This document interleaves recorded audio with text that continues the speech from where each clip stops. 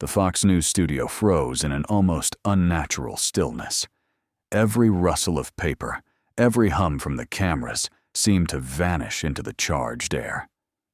Karoline Leavitt stood at the debate panel like a marble statue, calm, unblinking, while Dan Bongino's voice crashed through the room like a thunderclap. The veteran conservative firebrand had just unleashed a scorching tirade about media accountability, one that didn't merely attack the press, but zeroed in on Leavitt herself. His words cut sharp, each one a challenge to her credibility and her right to be on that stage. "You don't understand how this works," Bongino barked, his voice riding the edge of a shout, leaning so far across the table it was as if he meant to close the distance between them by force. The mainstream media has been lying to the American people for years. Years. Where were you when they were doing it? The cameras didn't miss a thing. Neither did the millions watching at home. Most guests would have fired back instantly, or crumbled under the heat. But Leavitt didn't move. She didn't blink. She let the storm pass. And when it did, she stepped into the silence with a composure so deliberate it was almost unnerving. Her gaze locked onto the camera lens, on the millions of eyes behind it, and with a voice steady as glass, she began. "Dan," she said, every syllable calm, but edged like a blade. "I wasn't just watching it happen. I was in the room where it happened, and I have the receipts to prove exactly who's been lying to the American people." It wasn't just a rebuttal, it was a precision strike. One sentence that landed like a gavel, flipping the power dynamic in an instant. The studio remained dead quiet. Even the hum of the lights felt muted. Within hours, the clip would ripple across social media, shared, dissected, praised, a masterclass in control under fire. But to understand why this moment hit with such force, you have to know the ground Karoline Leavitt stood on before she ever walked into that studio. At just 26 years old, Leavitt had already carved a resume most in Washington wouldn't dare dream of by mid-career. She served as assistant press secretary in the Trump White House. Later, she became director of communications for House Republican Conference Chair Elise Stefanik. Every step had placed her inside the rooms where narratives are shaped, alliances forged, and reputations destroyed. Raised in New Hampshire, Leavitt didn't come from a political dynasty. She came from the kind of place where grit matters more than titles, and where your word is your currency. That background forged the quiet steel she carried into the Fox News studio that night. The same steel that turned a hostile confrontation into a viral moment. Middle-class family that ran a small-town ice cream shop, one of those places where everyone knew your name and your favorite order. Leavitt scooped cones after school, saving tips to help pay her way through St. Anselm College. She didn't just earn her degree, she forged the work ethic and persistence that would propel her from a local shop counter to the West Wing. Her rapid ascent through Republican communications wasn't an accident. It was a product of both raw talent and a stubborn refusal to be underestimated. "I've always believed actions speak louder than words," she often said in interviews. In politics, experience isn't about how many years you've sat in a chair. It's about what you've done and what you've seen with your own eyes. Dan Bongino's path could not have been more different. A former NYPD officer and U.S. Secret Service agent, he'd stood in rooms most Americans never see, protecting presidents, reading threats before they happened. But when he traded a badge for a microphone, he reinvented himself as one of the most prominent conservative voices in the country. With a top-ranking podcast, millions of loyal followers, and a commanding presence on Fox News, Bongino had built a brand on uncompromising, no-holds-barred commentary. He thrived on direct confrontation, speaking in a style that felt less like debate and more like a battlefield briefing. "I don't do nuance," he often reminded his audience. "The truth doesn't need qualification." At 58, his decades in law enforcement and media made him a formidable presence, part tactician, part street fighter, someone whose loyalty to allies was matched only by his ferocity toward opponents. The collision course between these two was set on a special Fox News panel, tackling one of the most contentious topics in American politics: media accountability and bias. The goal was to address public frustration over how the current administration was being covered, or, depending on who you asked, protected, by mainstream outlets. The panel was stacked with voices from across the political spectrum, but it didn't take long for the spotlight to narrow. The room's energy shifted, audience eyes drawn, cameras slowly favoring two figures, Bongino and Leavitt. Behind the polished set, the tension was already rising. Producers in the control room exchanged glances as they watched Bongino's body language grow tighter, his jaw set, his eyes locked on Leavitt whenever she spoke. She, in contrast, remained composed, measured, a contrast that only seemed to push him closer to the edge. It was the perfect setup for the moment that would follow. First-hand accounts that often ran counter to the neatly packaged narratives dominating primetime news. While Bongino and Leavitt aligned on many fundamental beliefs, their delivery could not have been more different.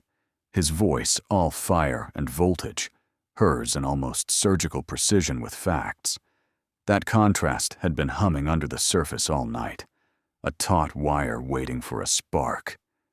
As the segment ticked toward its final minutes, moderator Laura Ingraham turned, in Bongino's direction, for what should have been a quick wrap-up. But the moment was about to detonate into one of the most unforgettable exchanges in recent political television, an unscripted masterclass on how composure can cut deeper than volume. Studio lights bore down, hot and merciless, as Ingram's voice framed the final question. "Let's talk about how we restore trust in media reporting on the administration," she said, her tone inviting a last volley of perspectives. Bongino didn't hesitate. "The mainstream media has been lying for years. They've poisoned trust. They're beyond repair unless we call them out. Loudly, relentlessly." Leavitt's reply was almost startling in its restraint. "Not every story, no," she said evenly. "Some criticism is fair. But for many of the most damaging narratives? Absolutely. I kept meticulous records because I knew someday they would matter." The camera found Bongino, catching the subtle shift as he recalibrated, leaning back slightly. His tone softened just enough to signal he'd heard her. "If that's true, and I don't doubt you, why haven't we seen this evidence before?" Leavitt's answer landed without haste, but with weight. "Some of it has been made public, but documentation doesn't trend the way outrage does. A fact sheet can't compete with a shouting match. Detailed corrections never get the same reach as the initial sensationalism. And that," she said, locking eyes with the lens, "is part of the accountability problem we're here to discuss." The air in the studio had shifted entirely. What began as a routine panel, then spiked into confrontation, had now transformed into something quieter, but no less gripping. Viewers weren't just watching two commentators argue. They were watching a battle of philosophies unfold in real time: emotion versus evidence, volume versus precision. And as the closing credits rolled, it was clear. In a media landscape built to reward the loudest voice, a single measured sentence could still win the room into something no one had expected: a live, unscripted lesson in how cold, prepared evidence can disarm even the fiercest bursts of emotion. Laura Ingram, reading the room and sensing the gravity of the moment, leaned back slightly in her chair, giving Leavitt room to move. "Karoline," she said, her voice steady but edged with curiosity, "can you walk us through one specific example where you have documentation that contradicts a major media narrative?" Leavitt didn't hesitate. She reached for a thick folder already resting in front of her, a move that said she had anticipated this exact question. In March 2022, she began, multiple outlets reported that the president stormed out of a meeting with congressional leadership after being challenged on border policy. They cited sources familiar with the meeting and claimed he couldn't defend his position when pressed. She opened the folder with deliberate precision and held up a document toward the camera. "This," she said, "is the official transcript of that meeting, prepared by White House staff and signed by representatives from both parties who were in the room." Her finger tapped a line on the page as the studio's Chiron operator instinctively zoomed in. Viewers at home could now see the timestamps, the closing remarks, the signatures. "The transcript shows the meeting ran its full scheduled length," Leavitt continued, "and ended with the president assigning action items to his team. No walkout. No storming off." She wasn't done. "I also have emails," she said, sliding another document into view, from CNN's communications team, confirming they received this transcript, but chose not to issue a correction to their original story. The impact was immediate. The energy in the studio shifted from combative to riveted. Bongino, who had been leaning back with arms crossed minutes earlier, now sat forward, elbows on the table. His eyes weren't just on the documents, they were on her. "Karoline," he said at last, his voice notably softer. "I owe you an apology. I assumed you were speaking from theory, not from first-hand experience backed by hard documentation. That," he gestured toward the papers on the desk, "is exactly the kind of evidence we need if we're going to hold the media accountable." The camera lingered on him for a beat longer than usual, catching the unspoken weight of the admission. For a man whose style thrived on confrontation, Bongino's public acknowledgement was as close to a surrender as it gets. And for the millions watching at home, the takeaway was undeniable. Sometimes the sharpest blow in a political battle isn't the loudest shout, but the quiet confidence of someone who came prepared. Something rare in modern political media, a moment where passion gave way to respect and recognition that hard evidence can outweigh even the most fervent convictions. Leavitt accepted Bongino's apology with a small, respectful nod. "Thank you, Dan. And to be clear, I share your frustration," she said, her tone measured. "I've just learned that the most effective response isn't to match the volume of the criticism, but to exceed the substance of it." Her eyes swept the panel as she continued. "The problem isn't simply bias. Every human being has bias. The real issue is the lack of accountability when provably false information is published. And accountability requires specifics, evidence, not just broad complaints." From the far end of the table, a panelist who had stayed silent during the exchange finally spoke. "Karoline, have you considered publishing these documents more widely? This kind of evidence could be invaluable for understanding how media narratives take shape." "I'm in the process of organizing them systematically," Leavitt replied. "Some involve sensitive information that needs proper clearance before release. But yes, transparency serves everyone's interests." Sensing the conversation had reached a turning point, Laura Ingram shifted the spotlight back to Bongino. "Dan, what do you think of Karoline's approach?" Bongino leaned forward, his trademark intensity now tempered, but still burning. "She's right. I've fought this fight with passion because I care deeply about the truth. But what she's shown tonight is that evidence speaks louder than emotion. We need both, the will to fight and the proof to win." He turned to her directly. "Karoline, I want you on my podcast. Let's walk through some of these examples in detail. My audience has been asking for exactly this kind of concrete evidence." "I'd be happy to," Leavitt said without hesitation. "Because this isn't about scoring points. It's about making sure the truth has the final word." The studio's overhead lights glinted off the scattered papers on the desk, each one a silent testament to the power of preparation. And as the segment wrapped, One thing was certain. Millions of viewers had just witnessed a rare alignment in American political media. Two very different voices meeting on common ground, united not by style, but by proof. Personalities or scoring debate points, she concluded. It's about ensuring Americans have accurate information. As the final minutes ticked away, Laura Ingraham couldn't help but remark on what had just played out before millions of viewers. "I think we've just witnessed something remarkable," she said, leaning slightly toward the camera. What began as a heated disagreement transformed into a model for how these conversations should be handled, with both passion and precision. Bongino nodded without hesitation. "That's why I do this, to get to the truth. And sometimes," he admitted, glancing toward Leavitt, "that means recognizing when someone else has the stronger approach." Karoline came with receipts, and in the end, that's what matters.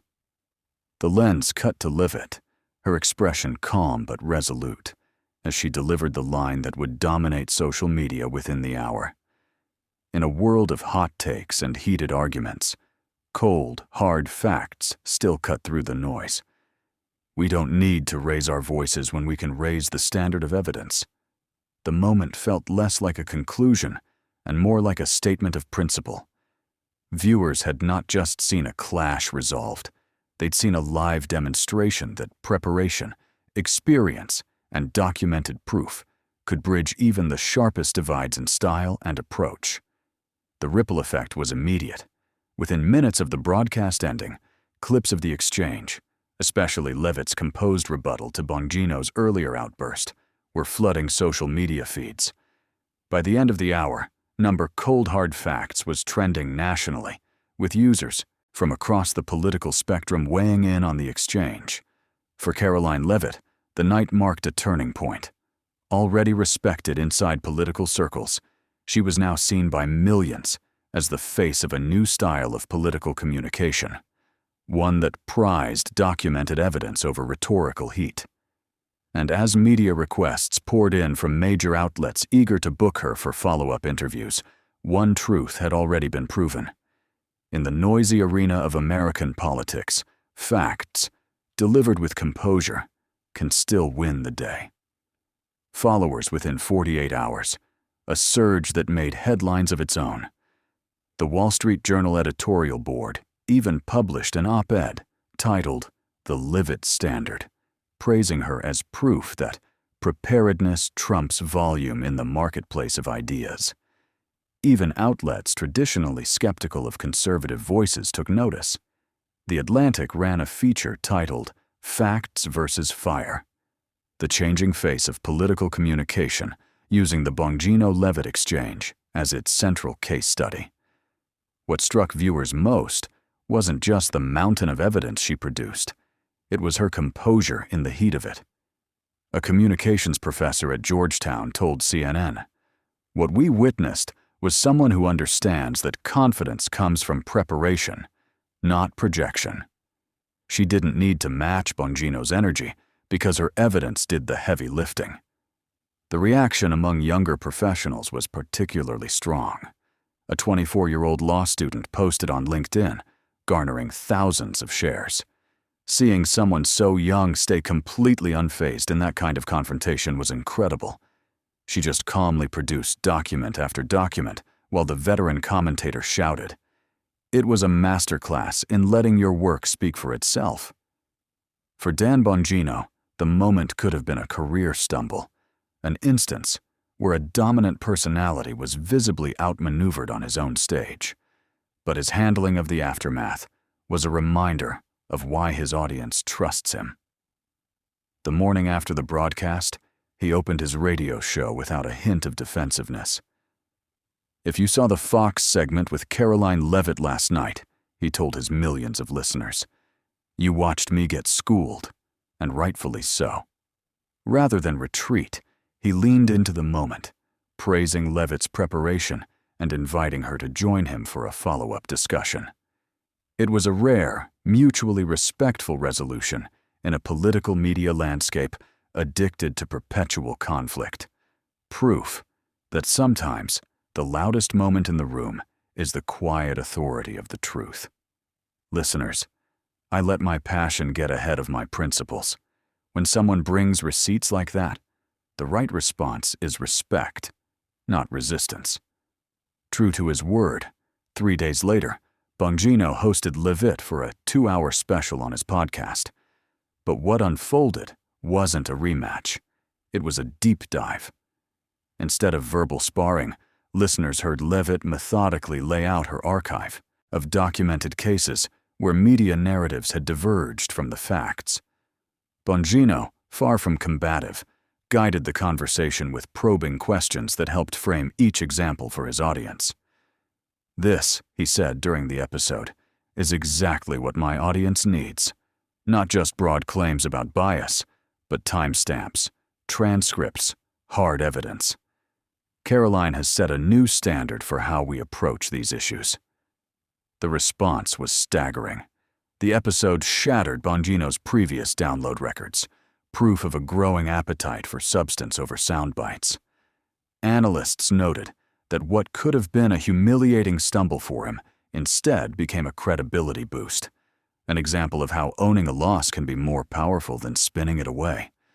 A New York Post media critic summed it up. Bongino stayed true to his core value, pursuing truth, even when it meant admitting someone else's method was stronger. That's why his audience sticks with him. But perhaps the most enduring impact came from the conversation it sparked beyond the studio. Traditional media outlets and political analysts began dissecting the exchange as a case study in the evolving nature of political communication. Leavitt, they argued, embodied a new generation of political voices, one raised in the digital age, where every claim could be fact-checked in real time, and where documentation could travel faster and farther than declaration. For young conservatives watching, it wasn't just inspiring, it was a blueprint. A reminder that in a noisy, divided arena, the most unshakable authority comes not from who shouts the loudest, but from who arrives with the truth in hand. Young political communicators quickly began pointing to Leavitt as a standard bearer. "What Karoline proved," said a 30-year-old congressional communications director, "is that you don't have to choose between being principled and being prepared. You can hold your ground on conservative values while building an evidence-based case that's nearly impossible to dismiss." The ripple effect went beyond party lines. Political training organizations on both sides reported a surge in demand for workshops on fact-driven messaging. Even a Democratic strategist told Politico, "The Leavitt approach is something both parties should study. When you come with receipts, it works, no matter your ideology." 6 months later, Leavitt released her first book, In the Room Where It Happened. A new generation's approach to political truth. It was part memoir, part playbook, blending stories from her time inside the administration with hard-earned lessons on mastering the modern communications battlefield. The debut was explosive, landing at #1 on the New York Times bestseller list. The opening pages carried a line that would be underlined in classrooms, quoted in speeches, and posted in offices for years. In an era of ever-rising volume, the most powerful response isn't to shout louder, it's to substantiate better. Documentation needs no defense, it only needs to be displayed. The Bongino-Leavitt exchange, once viewed as a sharp confrontation, settled into history not as a clash, but as a turning point.